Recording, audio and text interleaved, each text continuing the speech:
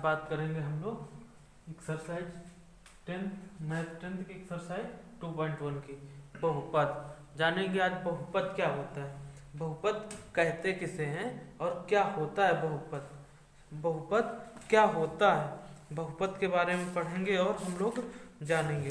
देखते हैं कि बहुपद क्या होता है। कि बहुपद होने के लिए यक्स की घात धनात्मक पूर्णांक संख्या होनी चाहिए। क्या होनी चाहिए? धनात्मक पूर्णांक संख्या होनी चाहिए यक्स की घात में, अगर कोई बहुपद है तो। अगर किसी चीज को बहुपद अगर होना है तो क्या होना चाहिए? यक्स की घात धनात्मक पूर्णांक संख्या होनी चाहिए।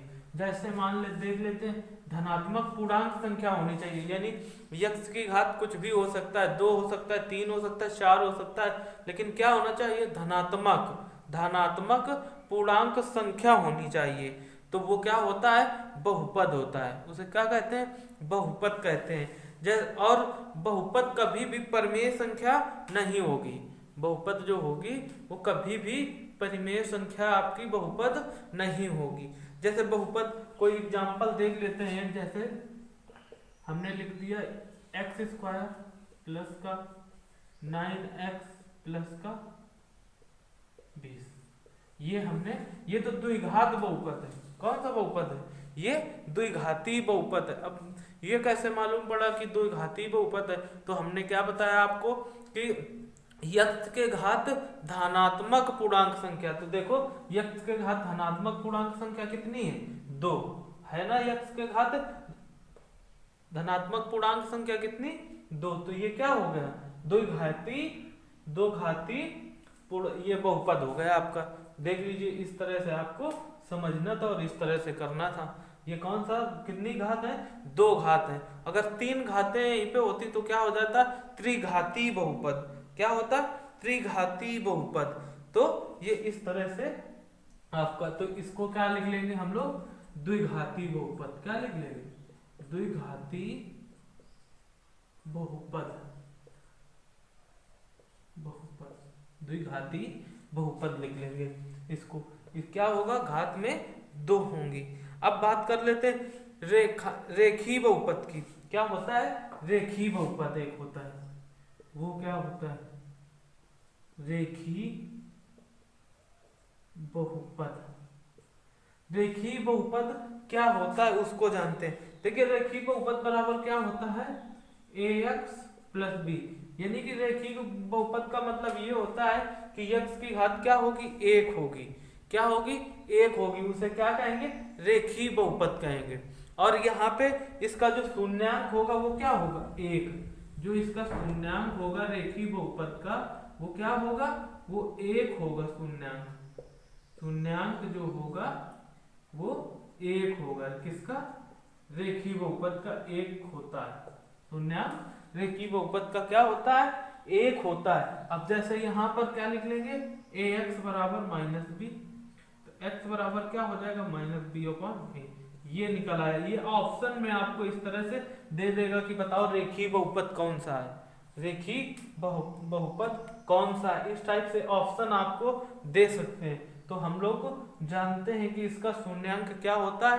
1 होता है। तो ax प्लस बी होता है। रेखी बहुपद क्या होता है? ax प्लस बी, यानी कि x की घात क्या हो? 1 हो। और इसका शून्यांक कितना होता है? 1 होता है। b को हमने उस तरफ किया माइनस का b, x निकाला तो क्या हो गया? माइनस का b अपॉन a हो गया। तो ये बात हो गई रेखी बहुपद की। और इसका शून्यांक क्या होगा? शून्यांक यही हो जाएगा आपका। जो शून्यांक होगा वो क्या हो जाएगा?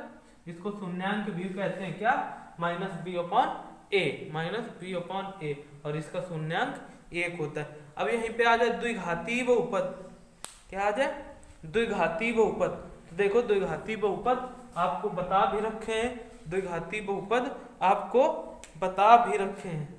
देख लेते हैं द्विघाती बहुपद। द्विघाती बहुपद। देखिए द्विघाती बहुपद में क्या होता है कि घात कितनी होगी? यक्स के घात कितनी होगी? 2 होगी। द्विघाती बहुपद कहते हैं। जैसे देख लिए x² प्लस का 6 प्लस का 9। अब देखो ये किस तरह से कर रहे हैं, हमें 6 के ऐसे फैक्टर करने होते हैं, हमें 6 के ऐसे फैक्टर करने होते हैं जो मल्टीप्लाई करवाएं, अगर गुणा करवाएं तो क्या हो जाए 9 हो जाए, और अगर उनको ऐड करें जोड़ें तो क्या आ जाए 6 होना चाहिए, जोड़ें तो क्या होना चाहिए 6। तो 6 को हम किस तरह डिवाइड करेंगे, किस तरह से ब्रेक करेंगे, 3 इंटू 3 यानी 3 गुणा 3। कैसे 3 गुणा 3, तो क्या हो जाएगा ये एक्स स्क्वायर प्लस का 3x प्लस का 3x प्लस का 9। देखो इनका आपस में गुणा कराएंगे तो 9 आएगा, जोड़ देंगे तो फिर वही 6 हो जाएगा। अब इससे कॉमन कर लेंगे x, तो क्या हो जाएगा x प्लस 3, और इससे प्लस 3 कॉमन करेंगे तो क्या हो जाएगा x प्लस 3, और अब इससे x प्लस 3 कॉमन करेंगे और ये क्या निकलेंगे x प्लस 3। अब देखो कितने शून्यांक निकले, 2 निकले कि नहीं निकले, देखिए 2 घात समीकरण है तो शून्यांक कितने निकले 2, तो क्या हो जाएगा ये x प्लस 3 इक्वल टू 0, इसको उस तरफ करेंगे तो x बराबर -3, और इसी हिसाब से वो भी हो जाएगा x प्लस 3 इक्वल टू 0, तो x बराबर क्या हो जाएगा -3। कितने शून्यांक निकले देख लीजिए, दो द्विघाती बहुपद पढ़ रहे थे तो कितने शून्यांक निकले 2 निकले हमारे। अगर यहीं पे त्रिघाती बहुपद पढ़ते तो यहाँ शून्यांक कितने निकलते 3 निकलते। अगर त्रिघाती बहुपद पढ़ते हम लोग, क्या त्रिघाती अगर बहुपद पढ़ते तो यहाँ पे क्या निकलते 3 निकलते। अब जैसे देख लेते त्रिघाती बहुपद की बात कर लेते हैं, जिसमें त्रिघाती बहुपद होता है उसको देख लेते हैं और समझ लेते हैं बहुपद क्या होता है और किसे कहते हैं। बहुपद क्या होता है और किसे कहते हैं। ये रेखीय बहुपद समझ गए होंगे आप लोग, द्विघाती भी समझ गए होंगे। अब बात कर लेते हैं त्रिघाती की, बात कर लेते हैं त्रिघाती की। जैसे त्रिघाती बहुपद की अगर हम बात करें तो क्या होना चाहिए, घात यक्ष के घात क्या होना चाहिए 3 होना चाहिए। जैसे त्रिघाती बहुपद की अगर हम बात करें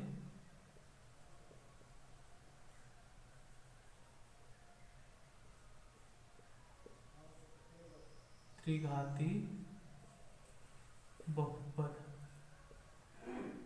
त्रिघाती बहुपद की अगर हम बात करेंगे तो क्या होना चाहिए यक्ष की घात 3 होना चाहिए।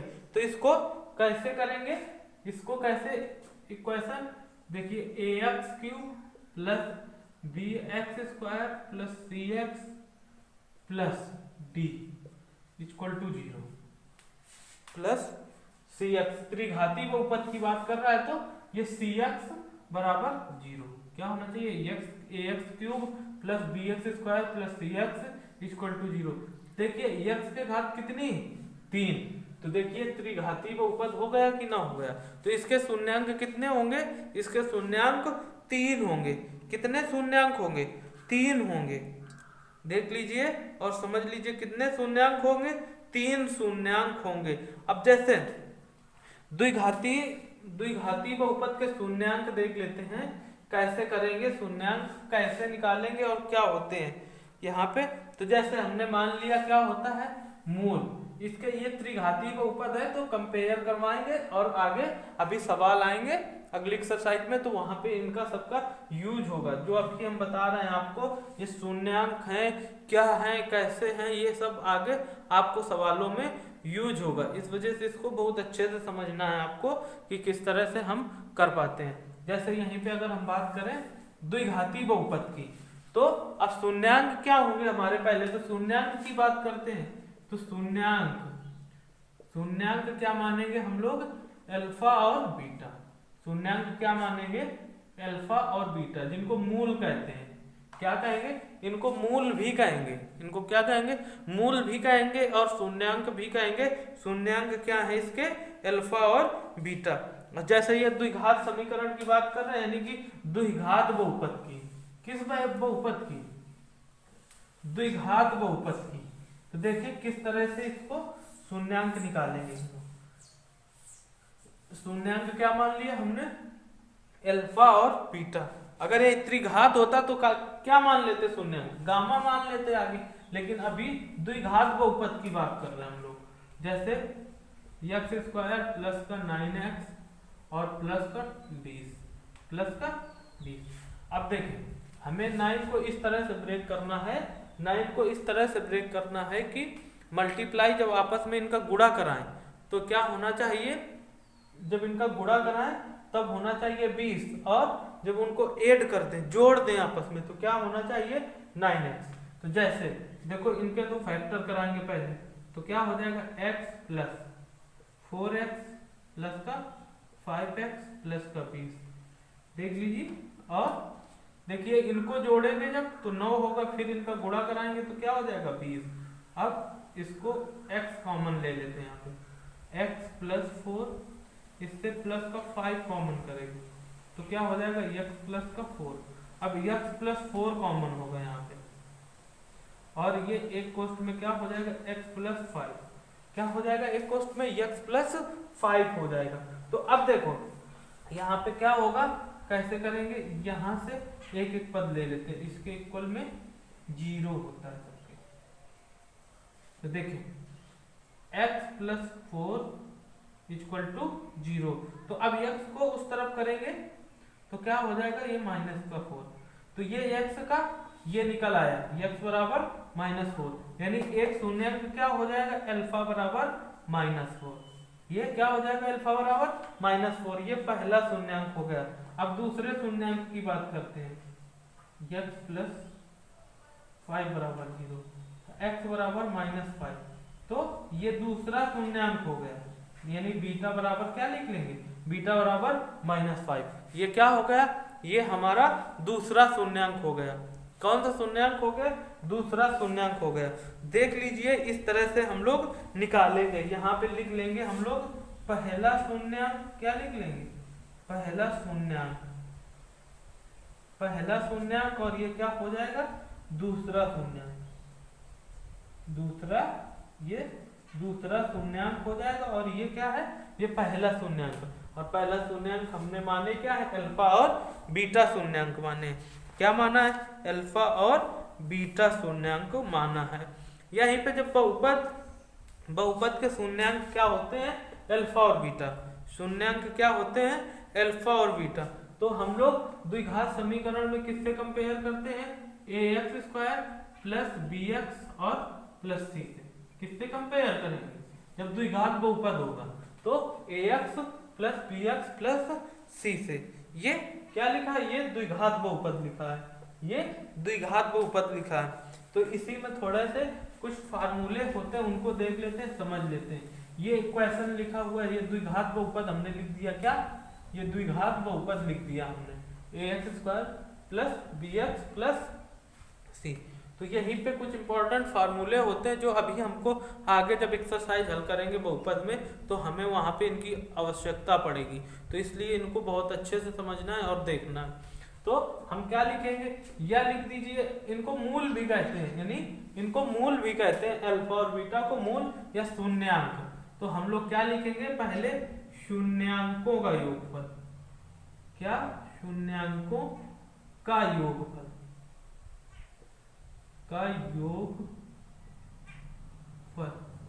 क्या होता है, -x गुणांक बटे x स्क्वायर का गुणांक, क्या होता है -x का गुणांक क्या है माइनस का b बटे क्या हो जाएगा a, यानी इसको कह सकते हैं b बटे a, या यहीं पे लिख सकते हैं x का गुणांक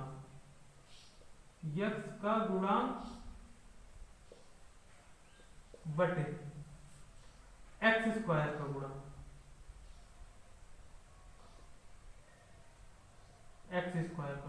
इस तरह से हम लोग भी कह सकते हैं, इस तरह से भी हम लोग बोल सकते हैं, इसको इस तरह से भी बोल सकते हैं, x का गुणांक बटे x स्क्वायर का गुणांक, या -b/a। ये क्या होता है, शून्यंकों का योगफल, शून्यंक मतलब अल्फा और बीटा, क्या अल्फा और बीटा का योग का मतलब जोड़, तो अल्फा प्लस बीटा का योग फल क्या होगा -b/a, या x का गुणांक क्या है, देखो b, x का गुणांक क्या है b, तो हमने b लिखा, और x स्क्वायर का गुणांक क्या है a, तो हमने क्या लिख दिया a। बात वही होती है, बात वही होती है। देख लीजिए और समझ लीजिए। अब यहीं पे जैसे शून्यांकों का गुणनफल यानी अल्फा इंटू बीटा क्या हो, शून्यांकों का गुणनफल, शून्यांकों का गुणनफल अगर यहीं पे बात करें तो क्या हो जाएगा, क्या होता है अचर पद बटे यक्ष संख्या का गुणन, यानी कि कह सकते हैं सी बटे ए। क्या होता है सी बटे ए, यानी इसी को कहते हैं अचर पद बटे यक्स स्क्वायर का गुणा, ये होता है यानी कि अचर पद बटे यक्स स्क्वायर का गुणा। देख लीजिए और समझ लीजिए, देख लीजिए और समझ लीजिए। अब यहीं पे एक फार्मूला आ जाता है, इंपॉर्टेंट फार्मूला आ जाता है। शून्यांक यदि दिए गए हों, क्या हो, शून्यांक दिए गए हों तो बहुपद कहेगा ज्ञात करिए। क्या ज्ञात करिए, बहुपद। जैसे अल्फा और बीटा के मान दे दिए जाते हैं तो क्या पूछेगा, बहुपद। तो बहुपद का फार्मूला क्या होता है, बहुपद का फार्मूला क्या होगा, बहुपद का फार्मूला क्या होगा, ये सूत्र होता है, इसको याद कर लेना है। क्या होगा, x square minus alpha plus beta यानी शून्यांकों का योगफल यक्स प्लस क्या हो जाएगा alpha into beta, alpha into beta हो जाएगा। जैसे हमने सवाल में दे दिया अल्फा और बीटा, अल्फा और बीटा का योगफल 5 है और अल्फा इंटू बीटा का गुणनफल 4 है, दे दिया।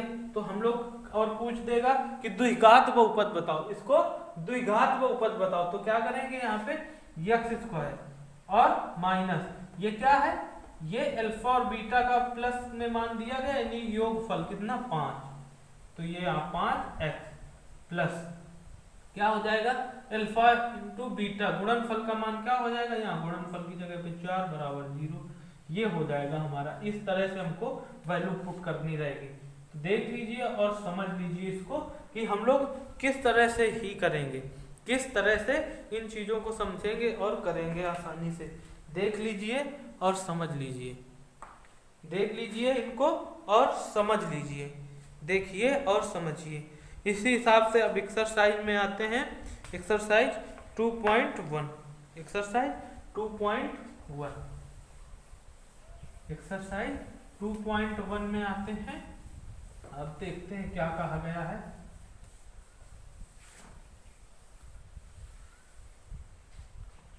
सवाल में देख लेते हैं।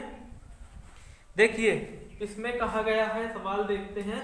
ये देखिए ये आपकी क्या है वाई अक्ष, ये क्या है वाई है और ये वाई डैश अक्ष है, ठीक है कोई दिक्कत नहीं। और ये हमारी क्या एक्स अक्ष है, कौन सी अक्ष, ये एक्स अक्ष है यानी कि यक्स अक्ष, यानी कि ये यक्स डैश है तो ये यक्स है, ये देख लीजिए। अब इसमें ये एक, ठीक है, कहा गया है किसी बहुपद px के लिए y बराबर px का ग्राफ नीचे आकृति में दिए गए हैं। प्रत्येक स्थिति में px के शून्यांकों की संख्या बतानी है। हमें किसके शून्यांकों की संख्या बतानी है, px की शून्यांकों की संख्या बतानी है, हमें py की नहीं बतानी, हमें क्या बताना है px की। तो देखें ये क्या है p, ये जो रेखा है हमारी वो किसके समांतर है, एक्स अक्ष के समांतर नहीं है। क्या है, एक्स अक्ष के समांतर नहीं है और ये y को डिवाइड कर रही है यानी y से होकर गुजर रही है। तो क्या हो जाएगा, ये हमारा 0 हो जाएगी, क्योंकि हमें यक्स px को बताना है यानी यक्स वाली लाइन पे बताना है हमें, कि ना कि y पर बताना है। हमें किस पे बताना है, यक्स पे बताना है, y पे बताना नहीं है। तो क्या हो जाएगा, ये px इक्वल टू 0, क्या हो जाएगा x बराबर 0।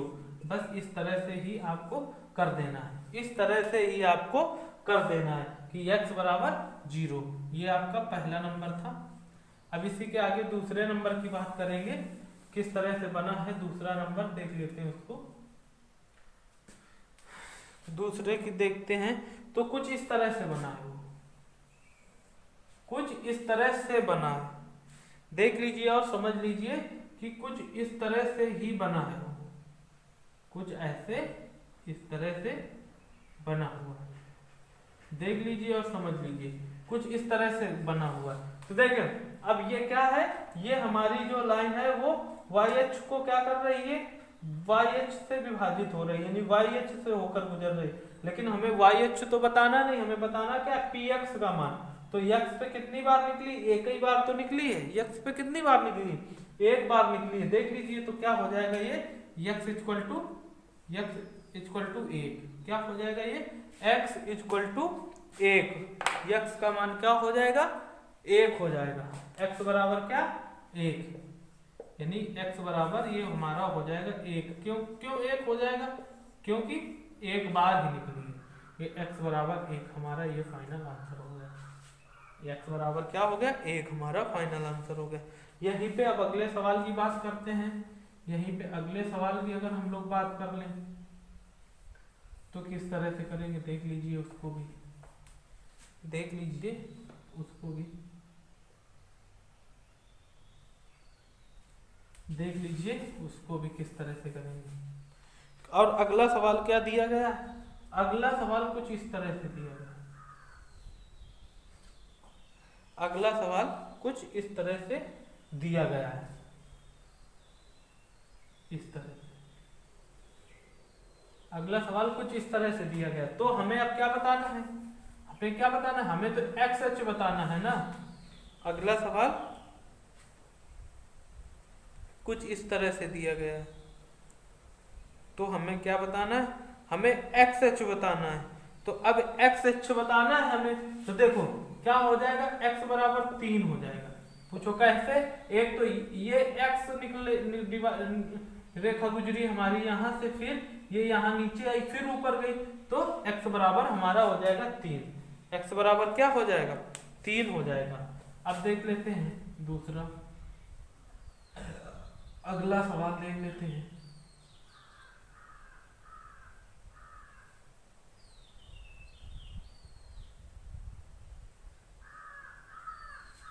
अगला सवाल देख लेते हैं किस तरह से दिया गया है। अगले सवाल में कुछ इस तरह से कहा गया है, कुछ इस तरह से, देखो ये एक बार आई और एक बार रेखा गई, तो x बराबर कितना 2, कितना x बराबर 2 हो जाएगा, देख लीजिए x बराबर कितना हो जाएगा 2 हो जाएगा इस तरह से। अब बात करते हैं आगे की, अब बात कर लेते हैं अगले सवाल की। ये y, ये YH, ये x डैश और ये x, ठीक है, ये x। अब यहाँ पे बात कर लेते हैं, तो क्या करना है, ये ऐसे ऐसे और ऐसे, ये ऐसे और ऐसे निकालनी है, और यहाँ पर कोई है वो। तो अब देखो यहाँ पर क्या है, px इक्वल टू कितना हो जाएगा 4 हो जाएगा। क्यों 4 हो जाएगा, 1 2 3 4 बार x अक्ष से निकली हुई है रेखा, तो px इक्वल टू 4 हो जाएगा, px इक्वल टू क्या हो जाएगा 4 हो जाएगा। देख लीजिए और समझ लीजिए कि क्या होगा, क्या होगा, समझ लीजिए कैसे हो जा रहे हैं ये सवाल, आपको करने हैं, कितने आसानी से ये हो जा रहे हैं, इसको आप समझिए।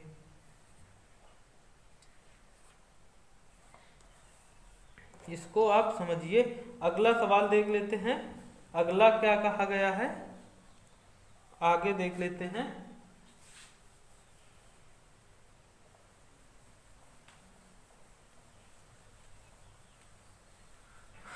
आगे देखते हैं, जैसे जैसे देख लेते हैं क्या है, ये है, इसको देख लेते हैं, ये फिर क्या है ऐसे, फिर ये छू के ऐसे निकल रहा है, केवल ये छू के निकल रहा है। तो देखो कितनी बार छुई, कितनी बार छू के निकली 3 बार, एक बार तो ये गुजरी, ये y है और ये y डैश, ये x डैश है और ये x। तो रेखा हमारी कितनी बार, एक बार तो ये और ये फिर छू के गई, फिर ये छू के गई, तो x बराबर क्या हो जाएगा, 3 हो जाएगा हमारा। क्या हो जाएगा, 3 हो जाएगा। देख लीजिए और समझ लीजिए, वीडियो को अच्छे से देखिएगा और अच्छी तरह से ही समझिएगा, और हमारे साथ आप बने रहें अगले वीडियो तक, क्योंकि अब इसके आगे हम लोग नेक्स्ट एक्सरसाइज करेंगे 2.2। अब इसके आगे कौन सी एक्सरसाइज करेंगे, 2.2 करेंगे। तो देख लीजिए और समझ लीजिए किस तरह से हमने किया और किस तरह से समझा, और हमारे साथ बने रहें अगले वीडियो तक। अगर आप नए व्यूअर हैं तो चैनल सब्सक्राइब जरूर करें, क्योंकि हम लोग इसी तरह से कंटिन्यू आगे बढ़ते रहेंगे।